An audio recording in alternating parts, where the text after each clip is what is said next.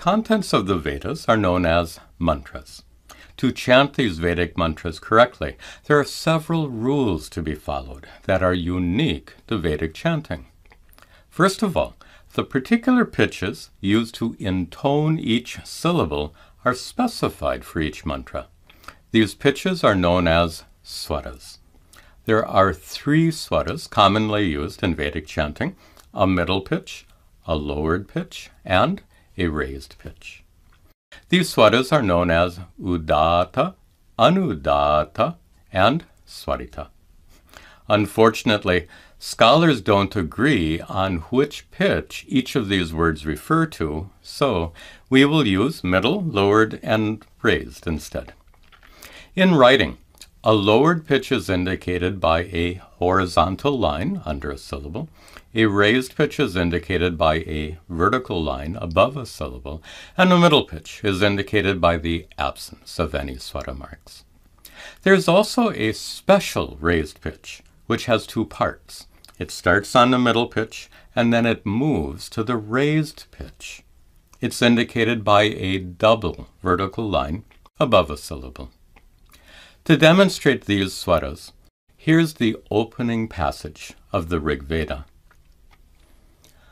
Om Agnimihile Purohitam.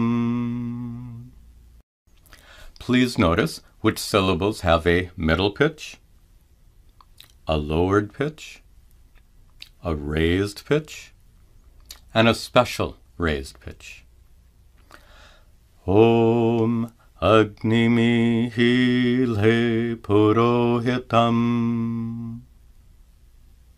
Once again, Om Agnimihile Purohitam. In addition to these swaras, there are rules for the pronunciation of the sargas and anuswaras at the end of words which undergo change depending on the following letter. These changes are known as sandhi.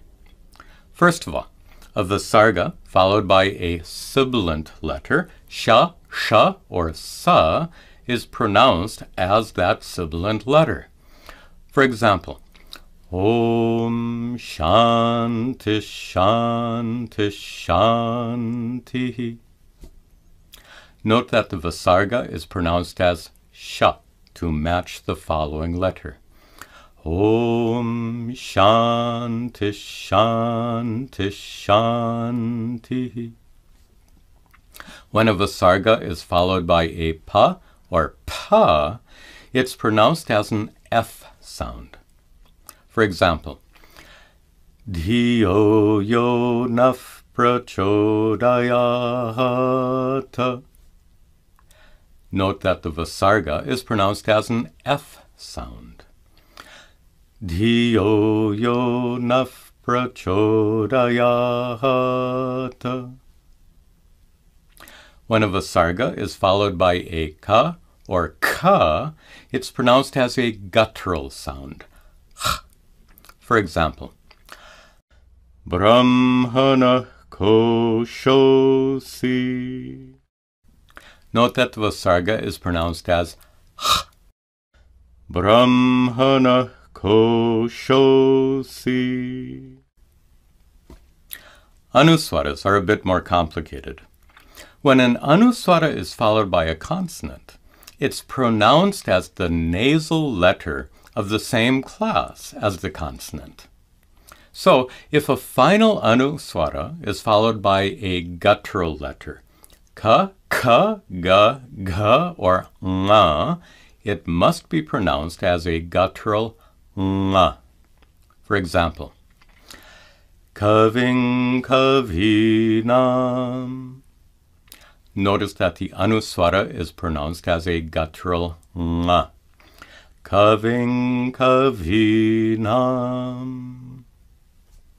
And if a final anuswara is followed by a palatal letter, cha, cha, ja, ja, or nya, it must be pronounced as a palatal nya. For example, shanchame. Notice that the anuswara is pronounced as a palatal nya. Shanchame. Similarly, if a final anuswara is followed by a cerebral letter, ta, ta, da, da, or na, it must be pronounced as a cerebral na. I haven't found any examples of this in a Vedic mantra. If a final anuswara is followed by a dental letter, ta, ta, da, da, or na, it must be pronounced as a dental na. For example, Shanno mitra. Notice that the anuswara is pronounced as a dental na. Shanno mitra. If a final anuswara is followed by a labial letter, pa, pa, ba, ba, or ma, it must be pronounced as a labial ma. For example, Shivam babhuva. Notice that the anuswara is pronounced as a labial ma. Shivam babhuva. Now, if a final anuswara is followed by the semi-vowel letters ya or va, it's pronounced as a nasalized ya or va. For example, Tayagnyam. Notice that the anuswara is pronounced as a nasalized ya. Tayagnyam. Or Shamvarunaha. Notice that the anuswara is pronounced as a nasalized va. Shamvarunaha. If a final anuswara is followed by the sibilants sha, sha, or sa, or by ha, or by repa, it's often pronounced as gum in the back of the throat. For example, Idagam sarvam. Notice that the anuswara is pronounced gum. Idagam sarvam. Sometimes an anuswara followed by a sibilant is pronounced as ga. For example, Ahikascha. Notice that the anuswara is pronounced ga. Ahikascha.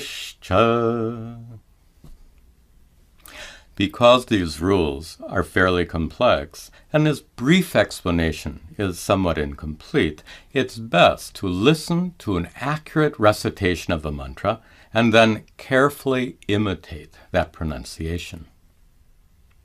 Finally, a note about meter. In chanting both Vedic and non-Vedic texts, there's a precise distinction made between long and short syllables. A long syllable is pronounced for exactly twice the length of a short syllable. A long syllable contains a long vowel, like a, e, u, or a diphthong, like a, I, o, or ao. A short syllable contains a short vowel, a, I, U, R. It's important to note that if a short vowel is followed by a conjunct consonant, that syllable becomes long. For example, Shannahindro. Here, the syllable na is short because it's not followed by a conjunct consonant. But the following short e is followed by a conjunct consonant, so it forms a long syllable. Shannahindro. If we ignore this rule, we would chant Shannahindro. But following this rule properly, we chant instead Shannahindro. I hope you found this video helpful. You might also find it helpful to watch some of my videos of selected Vedic mantras.